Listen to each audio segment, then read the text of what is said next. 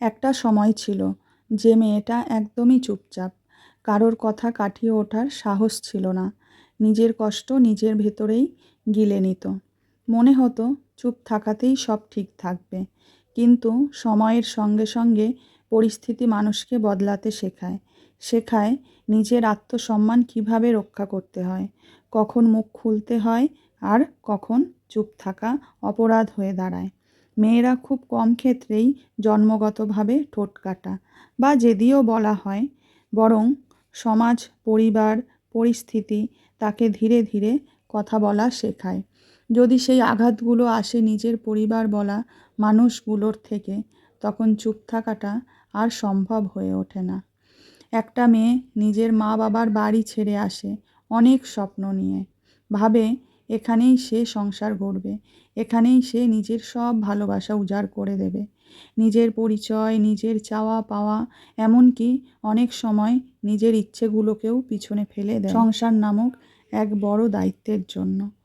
কিন্তু সেই সংসারে যদি তাকে বারবার ছোট করা হয়, তার মতামতকে তুচ্ছ করা হয়, তার সম্মানকে অবহেলা করা হয়, তখন সে যদি একদিন মুখ খোলে, সমাজ তাকে নতুন নামে ডাকে।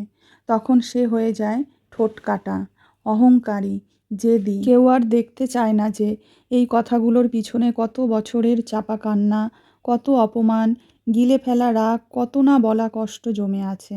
সবাই শুধু দেখে সে এখন বলে, কিন্তু কেউ জানতে চায় না কেন সে কথা বলতে বাধ্য হয়েছে। দিন শেষে অনেক মেয়ের মনে প্রশ্ন জাগে, আমি তো এরকম ছিলাম না, আমি তো শান্ত ছিলাম। হ্যাঁ ছিলাম, কিন্তু আত্মসম্মানে বারবার আঘাত পেলে শান্ত মানুষও একদিন নিজের জন্য দাঁড়াতে শেখে। কারণ আত্মসম্মান কোনো বিলাসিতা নয়, এটা বেঁচে থাকার অন্যতম অধিকার। যার আত্মসম্মান নেই সে কখনো সিদ্ধারা সোজা রেখে চলতে পারে না, আর যে নিজের সম্মানের জন্য লড়ে সে কখনো খারাপ মানুষ হতে পারে না। সে শুধু সচেতন হয়ে ওঠে, নিজের অস্তিত্বকে চিনতে শেখে। এ লড়াই খুব নীরব, বাইরের থেকে অনেকেই তাই ভুল বোঝে, কিন্তু প্রত্যেকটা মেয়ে জানে যে এ লড়াই না করলে নিজেকে হারিয়ে ফেলতে হয়। তাই আজ যদি কোনো মেয়ে চুপচাপ না থেকে কথা বলে, নিজের সীমারেখা টানে, তাকে দোষারোপ না করে একবার ভাবা দরকার সে কতটা আঘাত পেলে আজ এমন হয়েছে। আর এটাও মনে রাখা দরকার, আত্মসম্মানের জন্য লড়াই করা কোনো অপরাধ নয়। সেদিনকে পারমিতাদির কণ্ঠে কবিতাটা শুনতে শুনতে আমি কিছু চেনা মানুষের সাথে রিলেটেড করতে পারলাম ব্যাপারটা, যে সত্যি কত মানুষ পৃথিবীতে কত রকমের কষ্ট সহ্য করতে হয়, মুখ বুঝে সব কিছু সহ্য করে যেতে হয় চুপচাপ। আর এই আঘাতগুলো কিন্তু আমরা নিজেদের কাছের মানুষ থেকেই বেশি পাই, আর যাদেরকে আমরা খুব কাছের বা ফ্যামিলির পরিবার বলে মনে করি তাদের থেকেই বেশিরভাগ সময় পেই। তো যাই হোক, অনেক কথা বলে ফেললাম। আর এই ভিডিওটি হচ্ছে 7th এপ্রিলের। 7th এপ্রিলে আমার মাম্মামের প্রথম নতুন ক্লাস শুরু হচ্ছে, মানে প্রথম দিন নতুন ক্লাসের। তো সকাল সকাল রেডি হয়ে তো বেরিয়ে গেছে, ও দেখলেই তোমরা। তারপরে ঘরে এসে ছেলেকে ভাত দিয়ে এই যে ছেলের জন্য একটু তাড়াতাড়ি করে টিফিন করে নিলাম, আর ভেবেছিলাম রুটি সবজি করে দেব।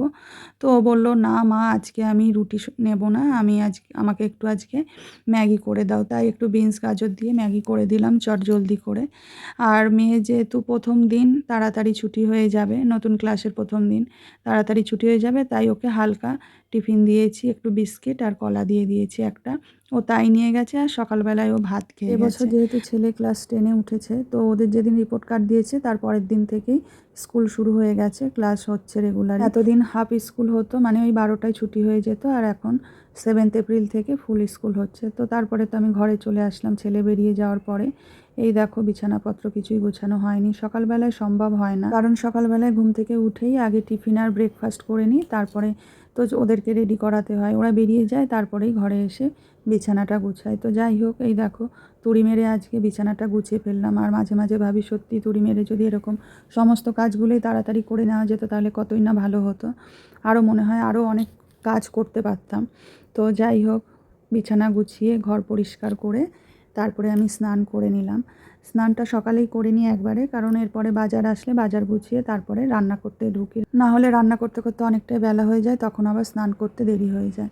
তাই জন্য সকালবেলায় স্নানটা করে নিই। এবার খুব কমই দিন আছে যে একটু বেলা করে স্নান করি। সেই সময় ওই কাজের পরিস্থিতি বুঝে, সব দিন তো আর সমান হয় না।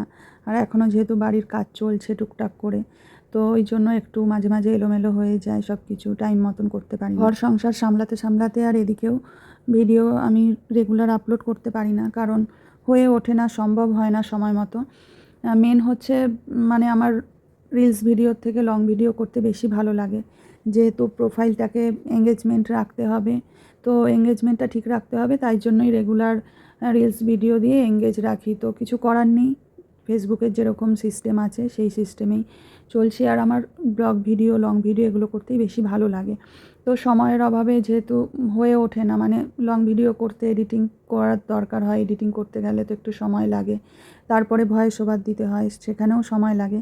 তো এই সমস্ত কারণে আমার মানে ভিডিও সাথে সাথে পোস্ট করা হয় না। হয় ভিডিও তো অনেক দিন আগেই করে রাখি, তারপরে আস্তে আস্তে একটু একটু করে ভিডিও এডিট করে পোস্ট করা হয়। আর আমি যতই ভাবি না কেন যে ভিডিওটা আজকে করলাম, আজকেই আমি পোস্ট করব এডিট করে, মানে যত রাতই হোক না কেন আমি ভিডিওটা পোস্ট করব, কিন্তু সেটা কখনোই আমার দ্বারা হয় না। মানে আজ পর্যন্ত আমি করে উঠতে পারিনি।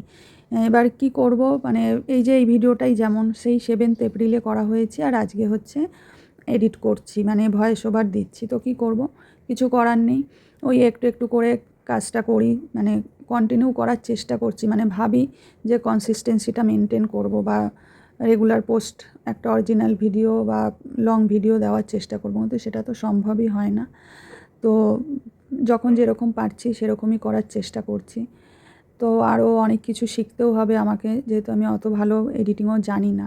তো যতটুখানি জানি তার মধ্যেই করার চেষ্টা করছি। এইদিকে আমি স্নান করে উঠে দেখলেই তো ঘরে চলে এসেছি, তারপরে এসে একটু মুখে ক্রিম দিয়ে নিলাম আর সিঁদুরটাও পরে নিলাম।